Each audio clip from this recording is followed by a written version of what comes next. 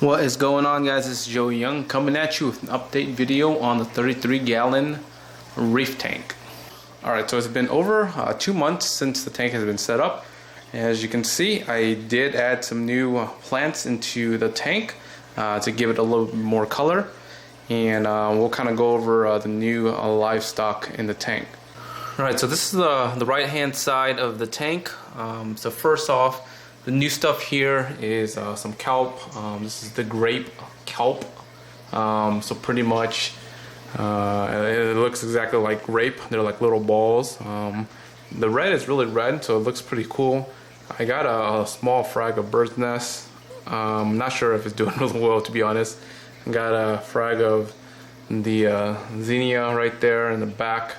The maiden hair grass is finally growing back here, so this is it melted back pretty hardcore when I first initially threw it in here. It's starting to come back, so it's looking pretty good. So hopefully that guy takes off. Let's see what else is new. Everything else is pretty much the same back here.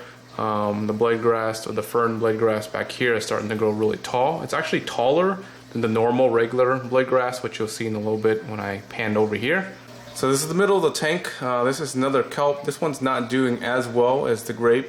But this is a smooth kelp, so it's pretty much kind of like the ferns back here, but it's just red instead. Hopefully this guy bounces back. As you can see, a lot of them are growing really tall to the point where it's getting stuck up in there. This was a small piece of the kelp frag that I had initially in the beginning. So dragon breath is still doing okay. It's not taken off yet. It's going to take a little bit of time. More kelp grapes right there. This one is a little bit bigger in terms of the size of the balls, but they look very, very good. And then finally on this side, pretty much the same thing back here. Smooth kelp in the back here.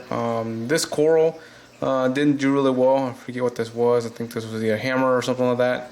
It died on me, but I'm keeping this in here because it has a lot of coralline algae on the rocks for growth. But as you can see, there's a lot of coralline algae already on the back walls, like a lot. For a 2-month tank, this is crazy. I don't dose anything extra. All I did was introduce coralline algae from frags and the power head that I had on the other side right there. Alright, so moving on to the bottom real quick. Here are the clownfish. They're still doing really great. In terms of the plants down here, they kind of just like kicked up a lot of the sand up in here. They just move sand around, so really it just doesn't get fixed. But stuff just gets kicked up and moved around all the time. But no eggs yet. I think they're still, kind of getting used to their environment. They've been eating well. They've been really liking this little nook and cranny, I guess, of this area. But yeah, so they're doing really great. Alright, so as promised, I'm going to go over the equipment that I used to set up this build here. It's a little bit something different versus my normal builds. This is actually my first sump. There's a lot of kind of trial and errors, but a lot of success. So I'm going to kind of go through them real quick. So first off on this side, I went with the Turbo Twist UV sterilizer. Our return pump is a Eheim, I forget what model, I think it's a 2000 plus compact. I have a heater down here as well. I do need to clean this area up because this is a lot of just old and just nasty debris.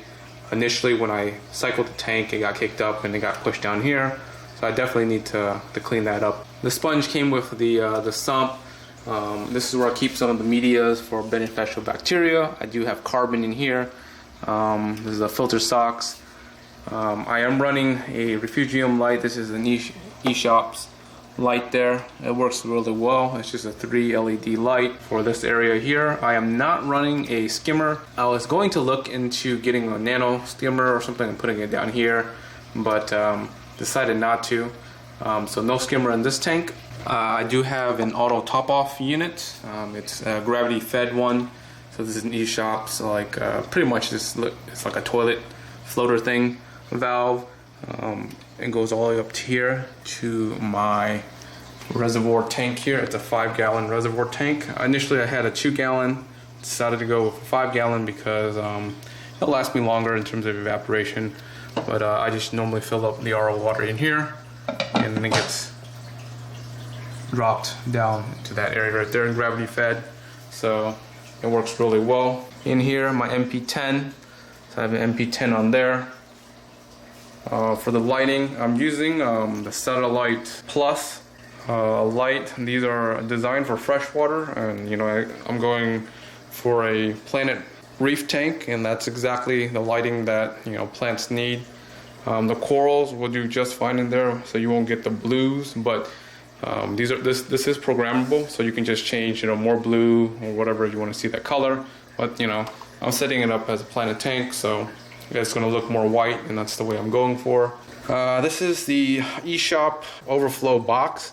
I found that it's actually pretty good. The one thing I would say, like, it's not designed for obviously they had to make this to fit kind of every tank or every tank possible, but this is a pretty big opening, so it's kind of just a little I don't know, a little like flimsy because there's only one thing that's holding it here, but little complaints, I guess. But the unit works really well.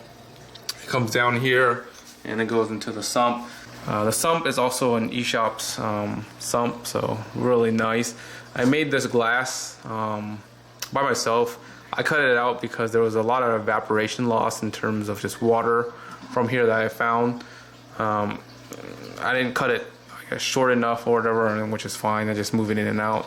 Alright, so that's my Planet Reef tank. Let me know what you guys think about the Planet Reef tank. Make sure you guys like, sub, and leave a comment below. If you guys are interested in any of the plants, you can definitely purchase them at purelyaquatic.com. And until next time, guys, peace.